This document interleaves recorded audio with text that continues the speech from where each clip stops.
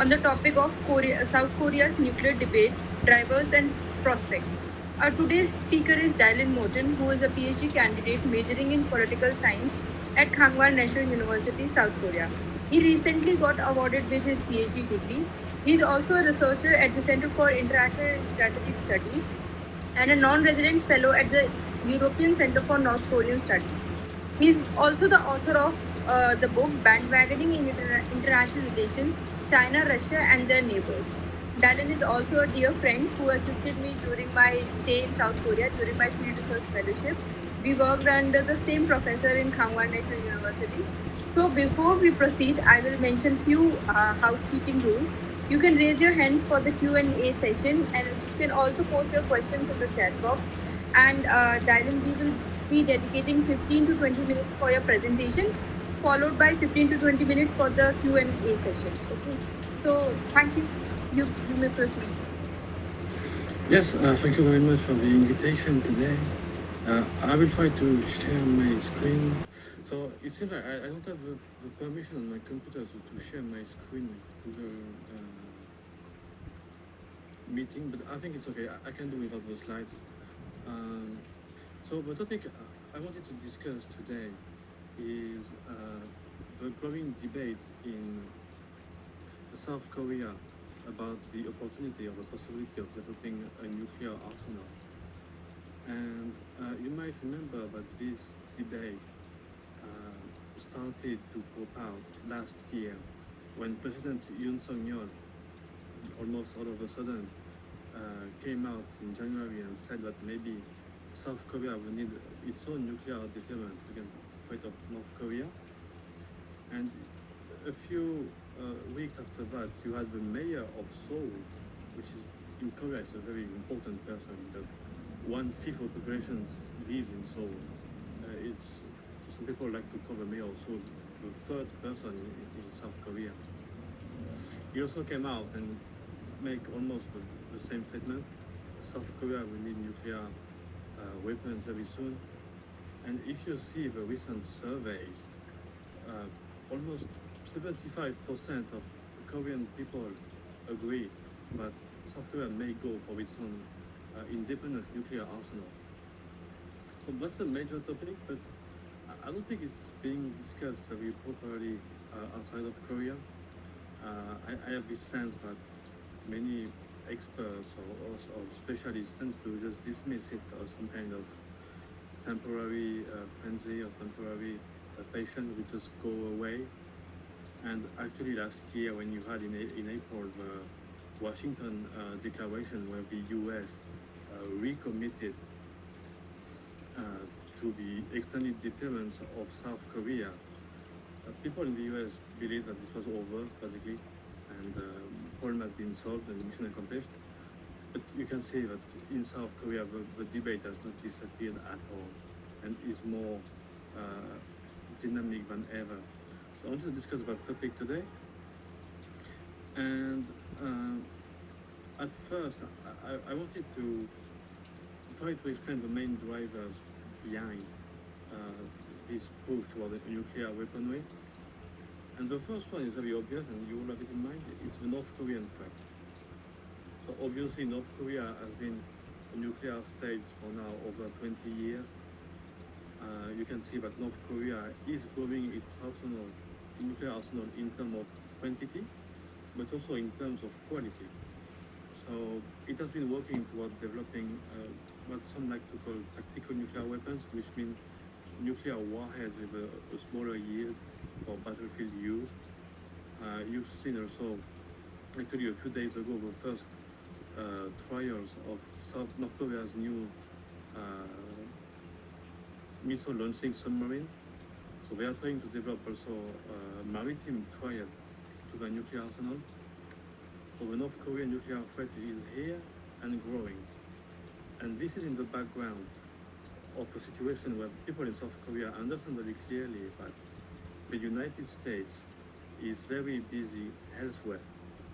The US is busy, of course, with the war in Ukraine. It's busy now with the situation in the Middle East. And the US is deeply focused on containing China and Russia.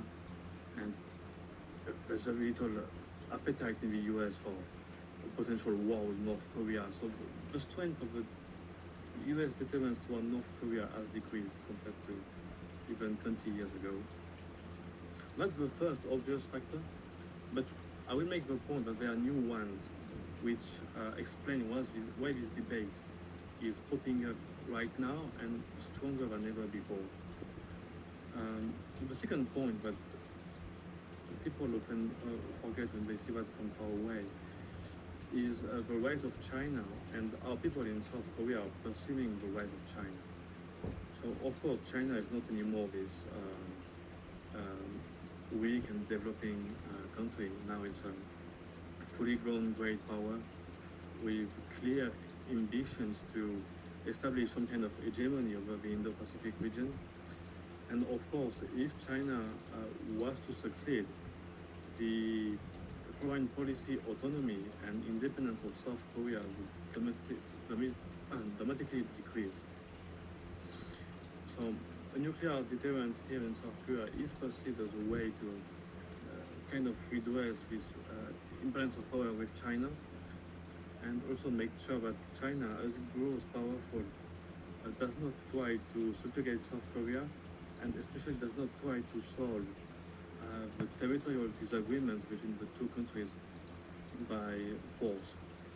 You may remember that in what the Koreans like to call the West Sea or the Yellow Sea, there are disagreements about where the maritime border should be, with actually two small islands who are disputed between two countries.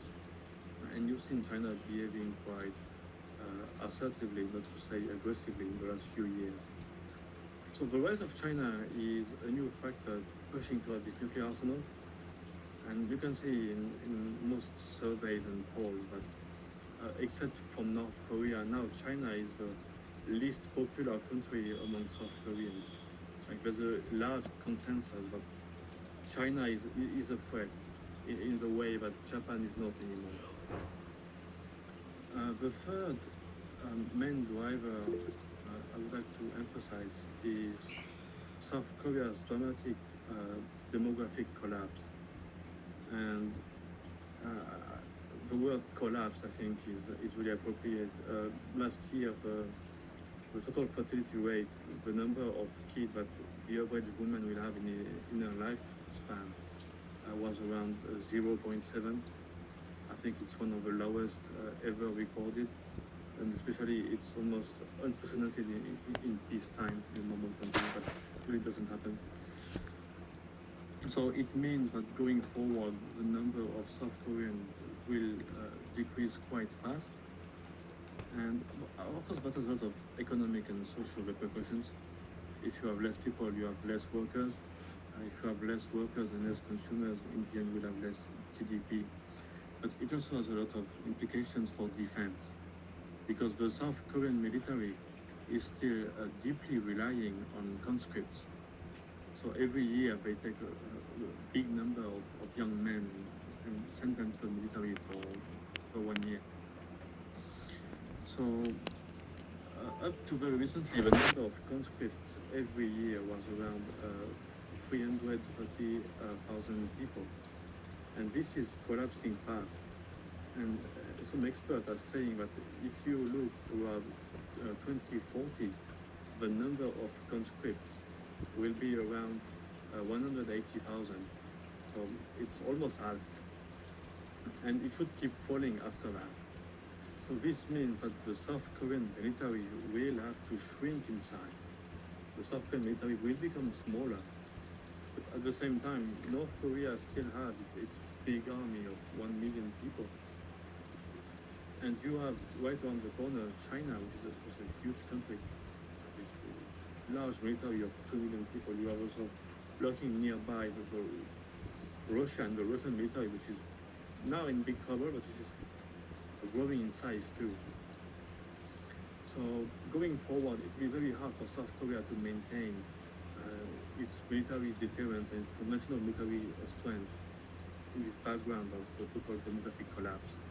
And the only obvious way to compensate for this conventional decline is to get nuclear wires, is to get nuclear weapons.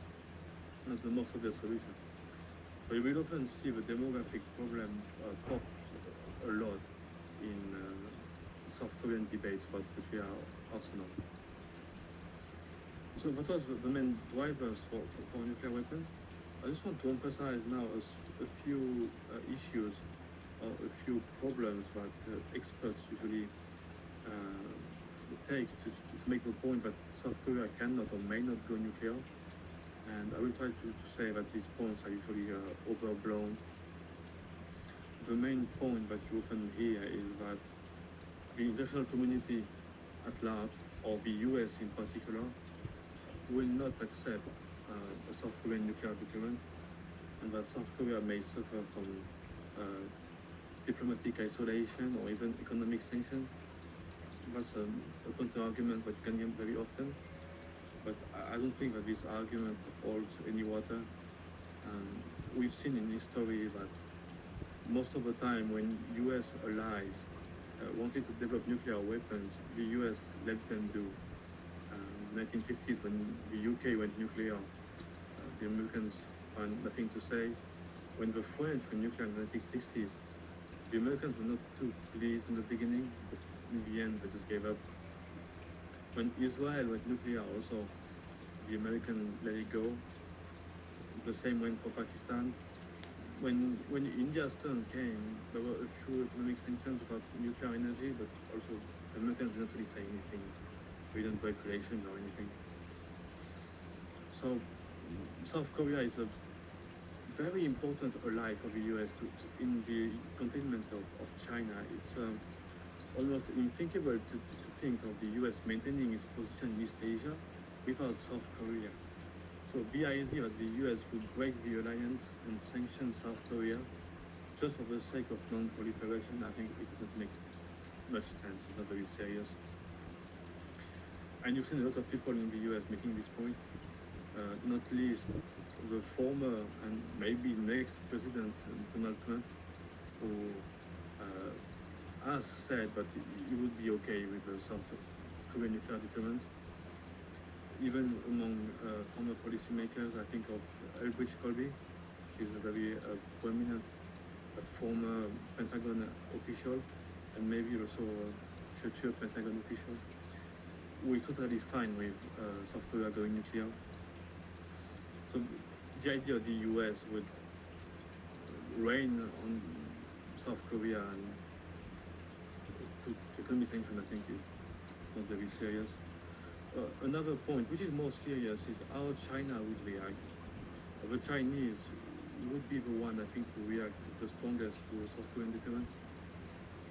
And you remember the sad incident in 2016 when China put some unofficial economic sanctions on South Korea. If Korea went nuclear, I would expect a lot of Chinese economic sanctions, but nothing more than that. The Chinese, of course, cannot contemplate a military action. South Korea is a strong country and is allied with the US still. So the Chinese would be very unhappy and they would probably enact economic sanctions. I don't expect anything worse. The big unknown is the North Koreans. They would be very unhappy too, but at the same time, that would legitimate their claim to nuclear weapons. And South Korea is still a US ally too, so I don't think North Korea would go to war about that. So the international community should, I think, let South Korea be with the nuclear arsenal. I don't see a huge reaction worldwide.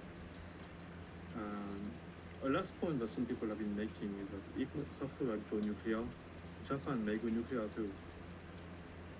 And my answer to that is yes, maybe, and so what? I think Japan is you've seen it for many decades. It's a responsible country with a very stable government. Even if Japan was to go nuclear, I don't imagine Japan throwing a nuclear warhead at Los Angeles for no reason. I mean, these are people who are very,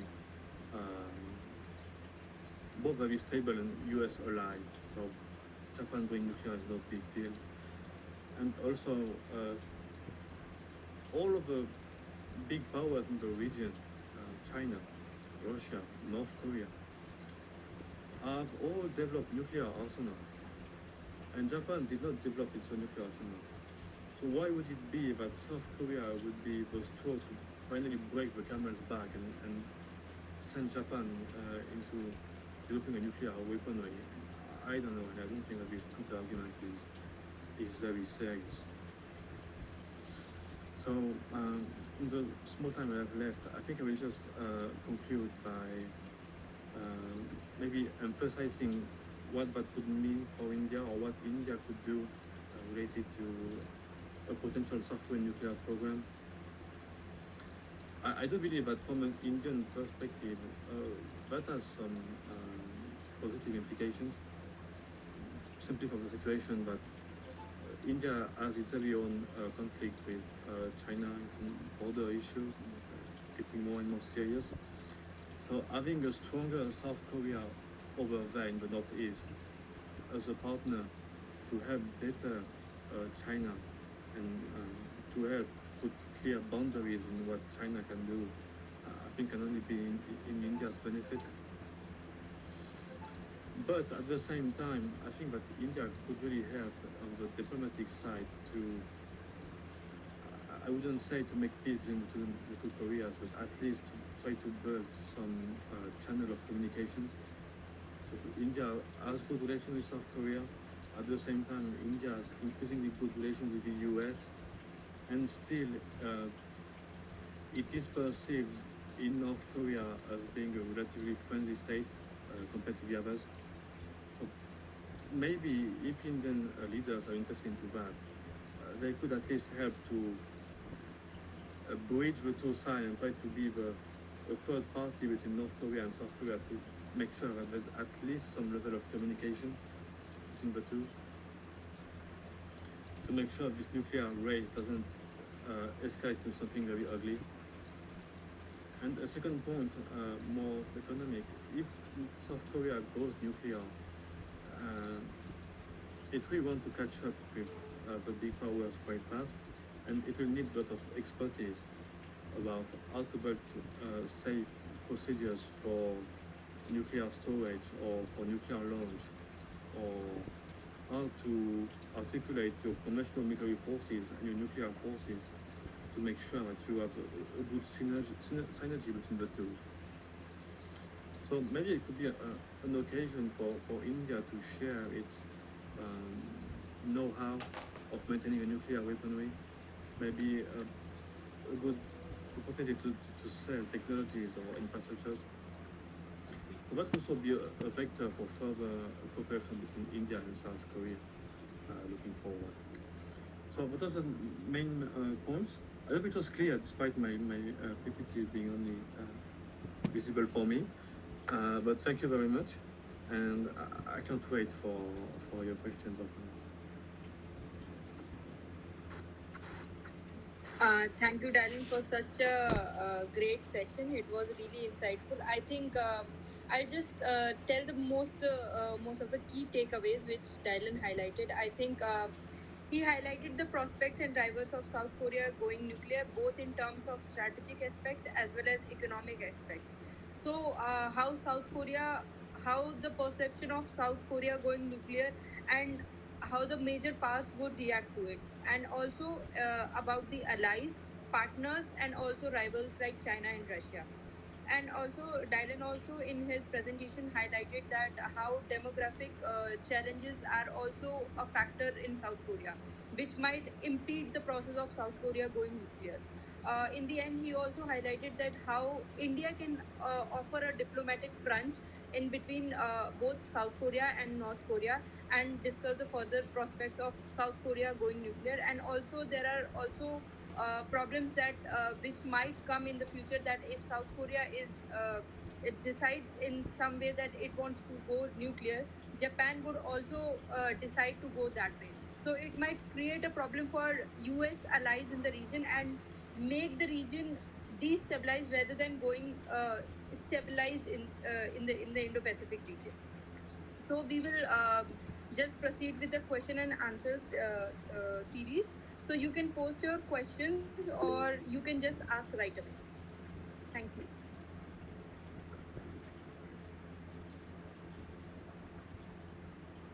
Abhishek, you can just ask the question.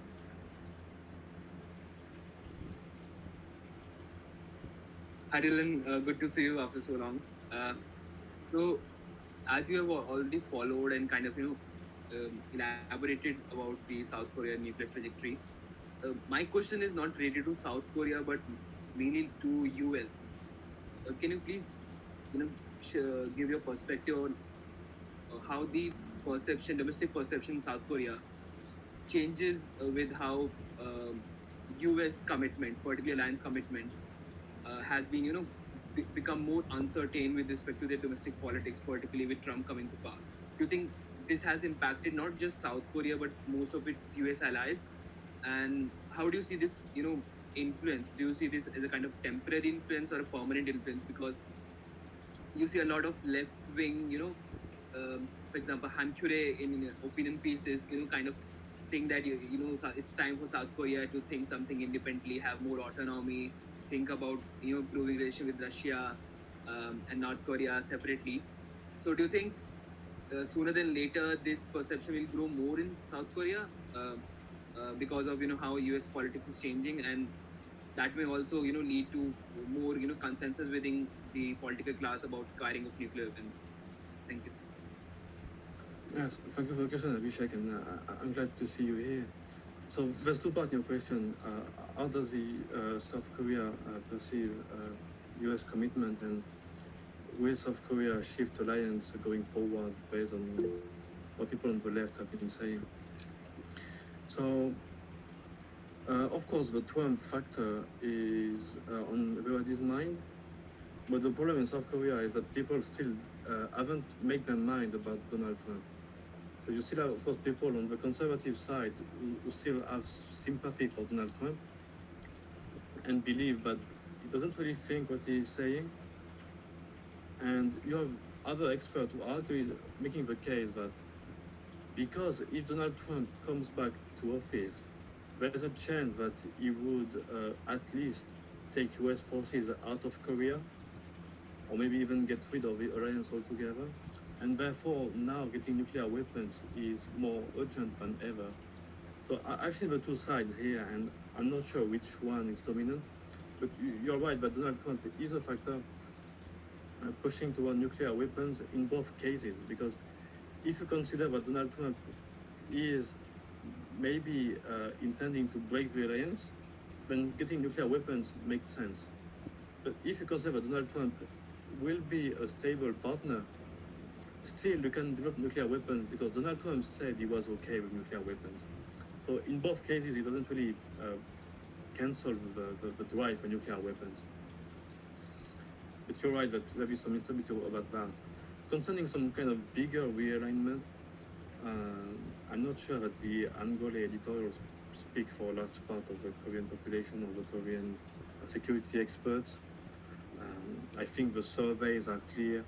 Most people in South Korea are deeply sympathetic toward the US and have a very terrible view of China.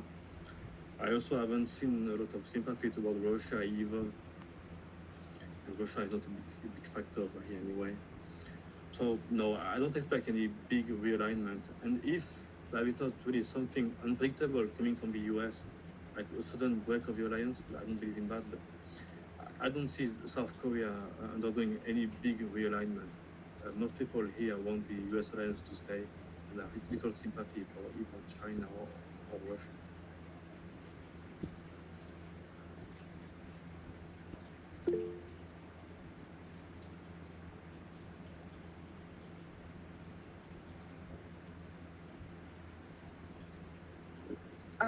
Dylan, yes. Thank you so much for that presentation. That was lovely. I have actually two questions regarding. Am I audible? I'm sorry, my throat is not that great. All right. So I have actually two questions. One is, so you mentioned that the geopolitical realities have changed and at the same time remain stable enough that since US had allowed some of its former allies or rather current allies even to keep to retain their weapons program, they might not be as unforgiving, I guess, towards South Korea if it goes that way. But so I remember reading this report a few years back where it mentioned that South Korea actually did have a weapons development program that ran till I think 1980s, and they went on to refine uranium for I think that was around 70 to 80%. The number escapes me, but so that was a weapons grade enrichment, and IAEA had swooped down on them, completely shutting that down. Because if they had continued on that road, they would have gone nuclear in 1 year. So basically, now it might not be an overreach to say that somewhere US had played a role in shutting down that program. So do you think that the geopolitical realities have changed since then that US might reconsider this decision? That was my first question. And second, you mentioned India might have some cooperation with South Korea in terms of maintaining their weapons, but Indian obligations per 123 agreement and their NNPT obligations as such, they don't have, they haven't signed the NNPT, but NPT, sorry, but they do have agree, they have agreed to, adhere to the basic principles, that is non-proliferation. So do you think that in that context, India is capable, or rather India has the leeway, diplomatic leeway, to support South Korea's decision to go nuclear if it does, given that India itself is, surrounded by a mire of, it's completely mired in diplomatic overtures with respect to how it is going to maintain its nuclear weaponry when it isn't a NPT member. Thank you. No, thank you for the two lovely questions. So, uh, there was actually also another time when South Korea wanted to go nuclear, what was during the 1970s, when people were afraid that Richard Nixon would leave East Asia. So this issue has been around several times in the past, but the 1990s uh, was a very different world. With it was like people like to call it the unipolar moment. So you have the U.S., which was the overarching dominant great power. North Korea was a threat, but still a small country, which was not much for the U.S. and was a threat. So of course, in that world where the U.S. was very safe and very secure, there was no interest to South Korea going nuclear. But the situation now is so different. With the U.S. being overstretched uh, in several fields, with not being uh, able to benefit from the gain. And I'm sorry, I must interrupt, but I can't really hear you. Is it just me, or is there a lot of static? I think there is some problem at Dylan at your end. I think I don't. the voice was breaking out. Okay. I think it's all clear for now. Can you hear me? Yeah, yeah, I think it's clear now. Yeah, it's clear now. Thank you. I'm so sorry for interrupting you. Oh, okay. So the situation is very different. The US is overstretched, and uh, most analysts in the US are spending their days trying to figure out how to manage, like, both at the same time, Europe and the Middle East and East Asia. And you've seen more and more of these reports saying that the US might lose the next war to China. And the situation is so different, but as I mentioned during the presentation, major US politicians and planners, not people, not a few minority in their basement, but serious people are actually thinking about a South Korean nuclear arsenal. So I don't think that the norm of proliferation will hold up very long against all these strategic incentives for South Korea to go nuclear and the US incentives to let it do. Situation actually is closer to the Cold War in Europe when France developed nuclear weapons or wanted to develop nuclear weapons. The US at first was a little reluctant because they were afraid that the French, being the French, they would develop nuclear weapons and go their own way. But they understood also that a French nuclear arsenal would help in containing the Soviet Union and make sure the Soviets do not want to solve the German military. I think the same would play out over here, so I'm not too afraid about US reaction. And the second question was about, okay, can you remind me? I should know. Okay, yeah, the third is true actually. Meghna, can you repeat your second question? I'm sorry, I can't hear anything again. So I have to repeat my question, yes? Yeah, sorry, I think Okay. I Yeah, forgot it. so what I was trying to ask is that when you mentioned that India can cooperate with South Korea in, how to Mm. maintain their weapons, but India itself has certain obligations. It's not a NPT country, but it Yeah, yeah, has yeah. actually nuclear technology as such, and it is not sanctioned for it. Like since the 2000 early 2000s, we have made overtures in order to make sure we are not sanctioned for it. So somewhere, if India supports a nuclearization program in South Korea, it might, go back. It might have to go back from its commitments, which might not spell diplomatically good for India. So, do you think there's some? How do you think that this may work out? Is my Oh, question. yes, but when I mean some kind of support, I don't mean just like giving South Korea for nuclear warheads or something like that. But there are very indirect ways you can help without violating any nuclear commitment. For instance, I was mentioning security. So when you develop nuclear weapons, you need also to develop all this chain of command, going from the president to military leaders and to people actually in charge of the weapons. And this has to be very safe to make sure that you don't have some crazy dude in the middle trying to firing it. So this is like this kind of infrastructures or common system where India could help and that would not violate anything because this is not about nuclear technology itself. It's about the common system. Also about early warning systems. When you develop nuclear weapons, you need all these radars or even space reconnaissance satellites to make sure like you know when someone is firing a missile towards you. But also does not involve violating any laws. But that's something very important where India could also help or missile technology, all these things which are not the nuclear warhead itself or are not related to nuclear materials, but where India has like 40 years of knowledge.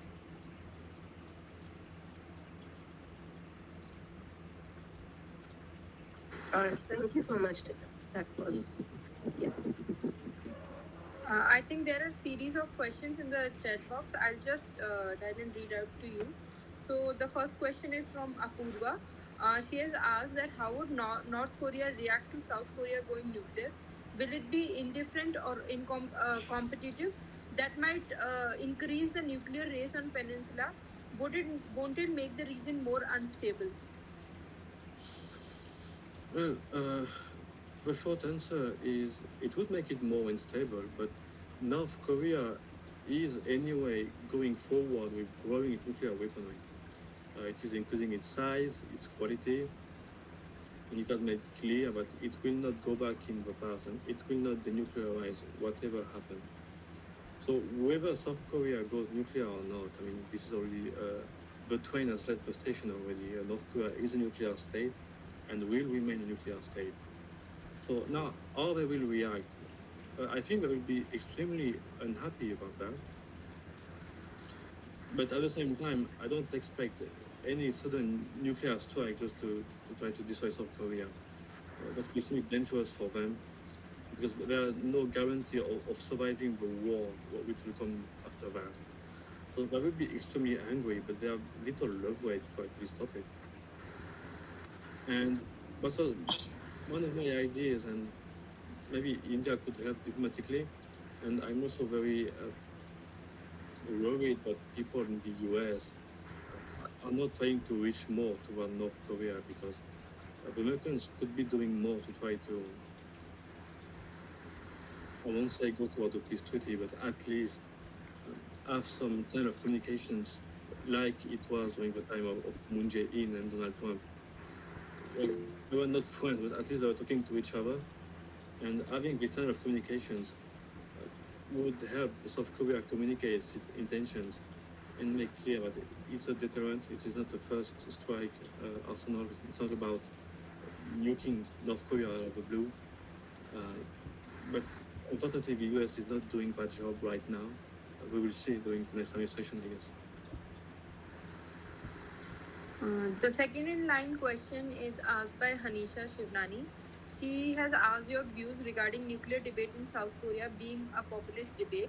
How feasible would it be for South Korea to have weapons?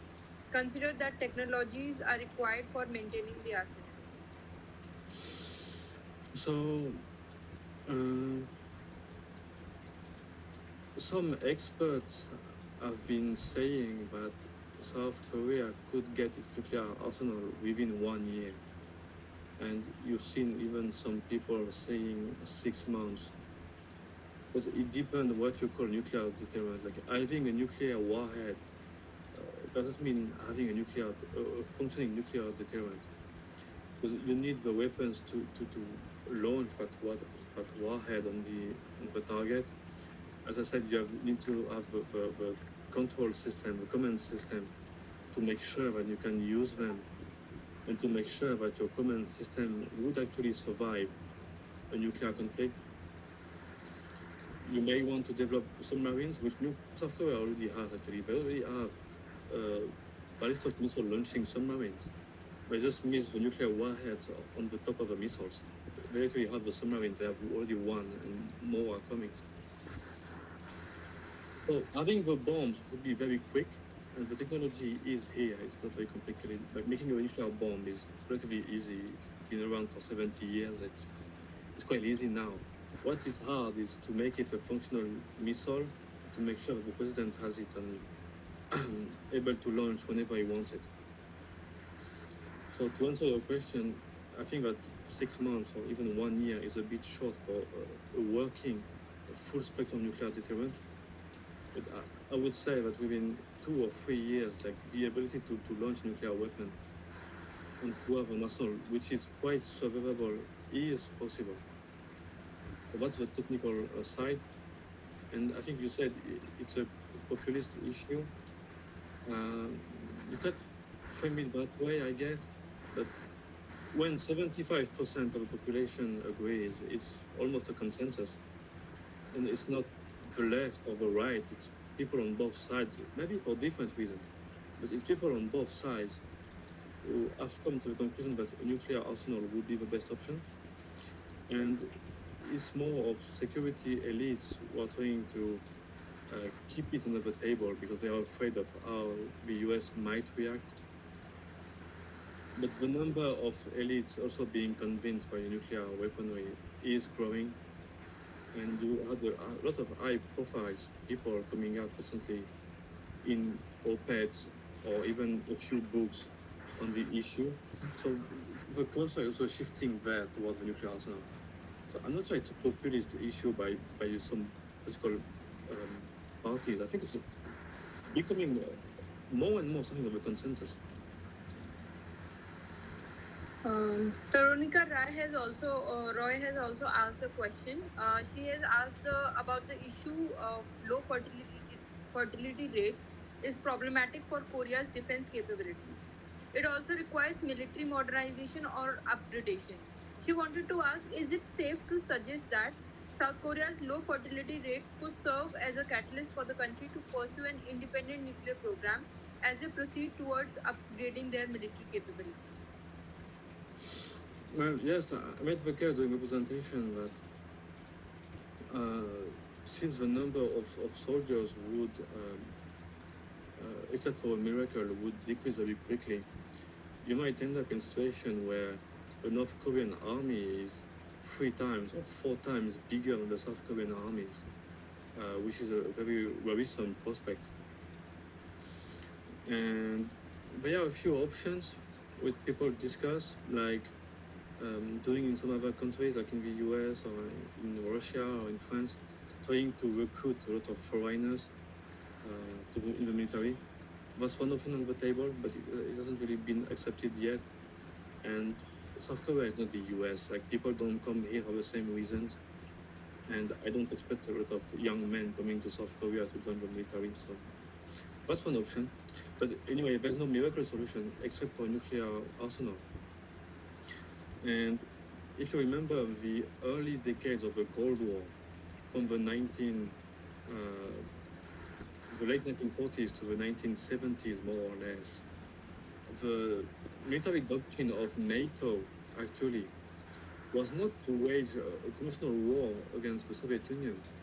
It was to use nuclear weapons early on because NATO understood that it didn't have enough people to potentially wage a war with the Soviet Union.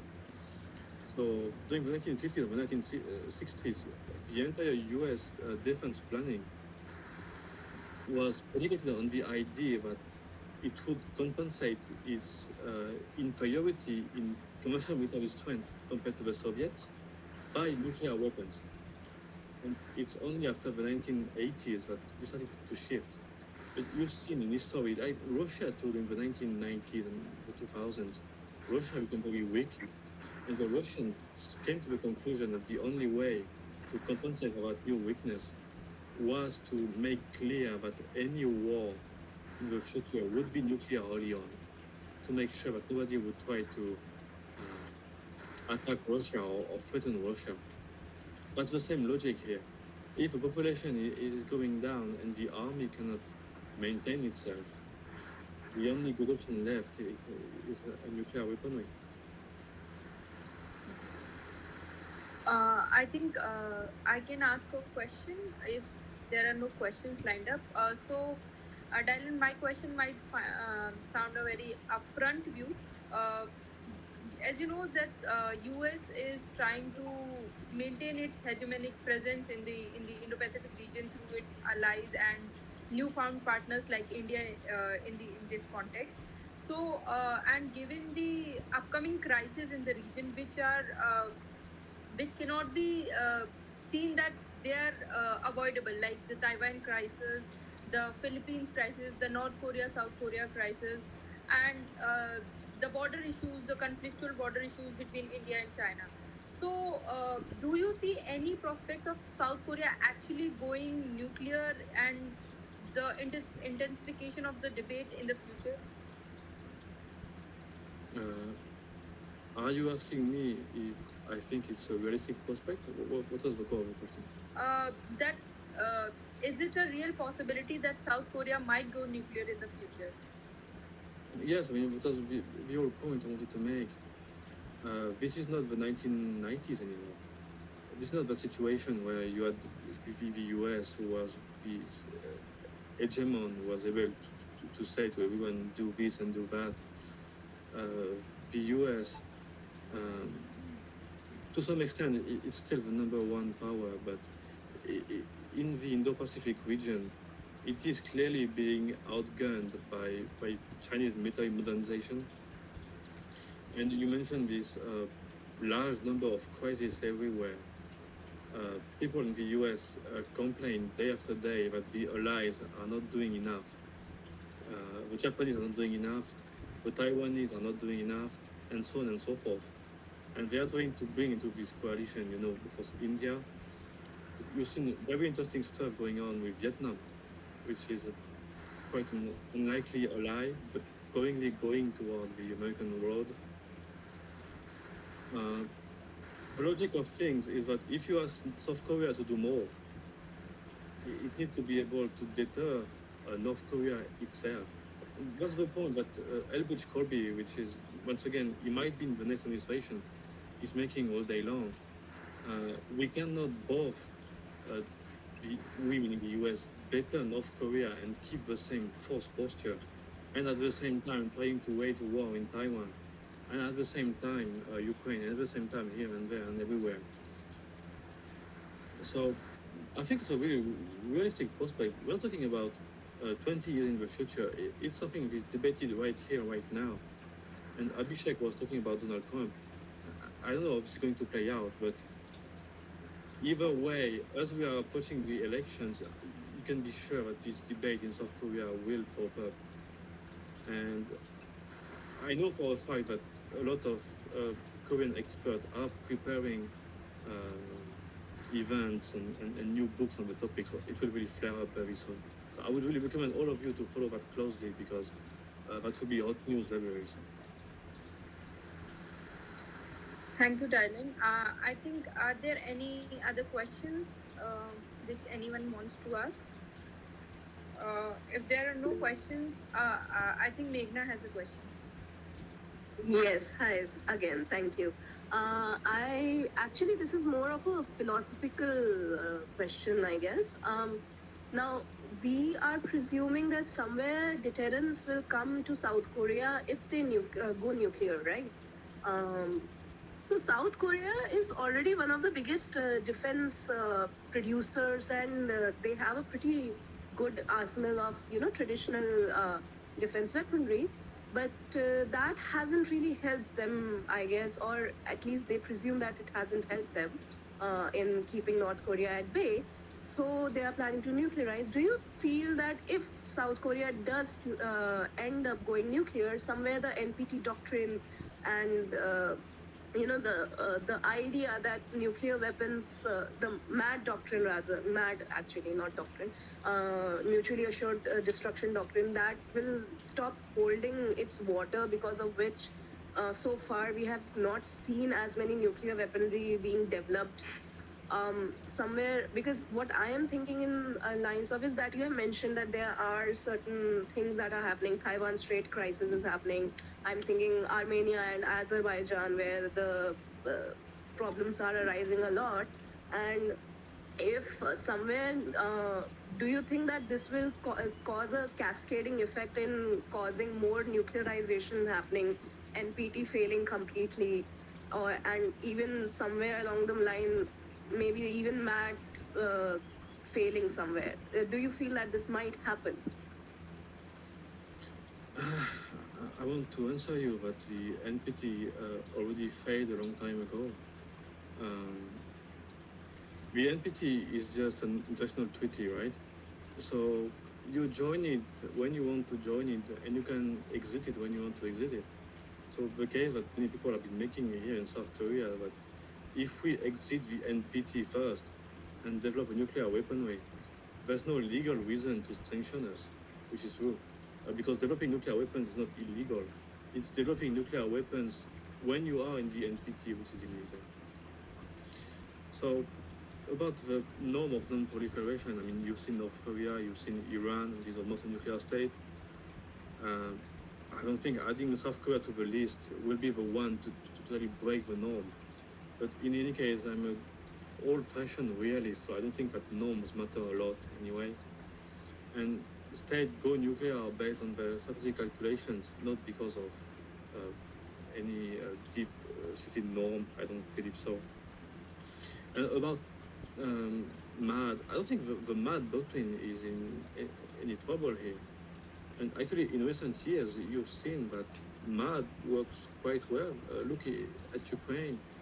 The Russians have been very careful since the beginning of the war not to get into trouble directly with NATO because they know that NATO has nuclear weapons too. And the other way around, the Americans have been very careful not to cross the line with Russia. And that's what the Ukrainians are complaining all day long. Why isn't the US doing more? Because the US understands that if you pass a certain threshold, you are risking nuclear destruction. So overall in the world, Matt doctrine is doing quite well. And one of the reasons that North Korea is still being quite quiet is that they believe, I don't know if that's true or not, but the North Koreans still believe that the US would support South Korea in case of a nuclear war. I'm not sure it's true, but I think they still believe it. So that's a good point. But MAD is still working. So South Korea going nuclear is not the problem of that. And we haven't seen any all-out war between nuclear powers up to now. So I would say MAD work. I mean, the only case was 1999. You know better than me. It was India and Pakistan, but except for that, MAD is really still working. So I don't think there's any danger about that. So Thank you so I much. I think with that we will be moving towards the end of this session. So thank you everyone for joining the KRC Research Scholar discussion series, and thank you Dylan for again for sharing such an insightful lecture with us and much needed debate. Do join us for the next session, which would be notified shortly. And we are also available on all social media: X, LinkedIn, YouTube. So please keep following us for further updates on Korean Peninsula. Thank you very much. Thank you.